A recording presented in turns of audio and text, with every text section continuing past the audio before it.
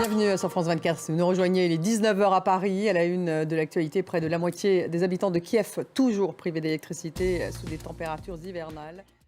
19h10, la semaine dans le monde. On passe en revue les unes de l'actualité de la semaine avec nos éditorialistes. L'Ukraine, la répression en Iran ou encore la politique chinoise du zéro Covid. C'est donc dans une dizaine de minutes. Près de la moitié des habitants de Kiev sont toujours privés d'électricité sous des températures hivernales, 2 jours après des frappes russes ayant une nouvelle fois visé les infrastructures essentielles. La Russie va atteindre ses objectifs en Ukraine, a assuré Vladimir Poutine lors d'une rencontre avec des mères de soldats et mobilisés russes. Je fais le point avec Gulliver Krag.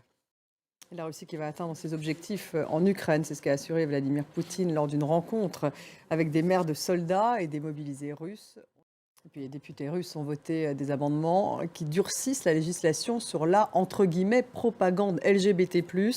Ils bannissent la promotion de relations sexuelles non traditionnelles, je cite, auprès de tous les publics, dans tous les médias, sur Internet, dans les livres et dans les films.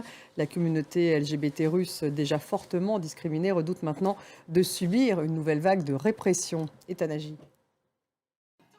Elisabeth Borne est à Berlin avec Olaf Scholz. Les deux chefs de gouvernement ont signé un accord sur les mesures permettant un soutien mutuel pour la garantie d'un approvisionnement énergétique.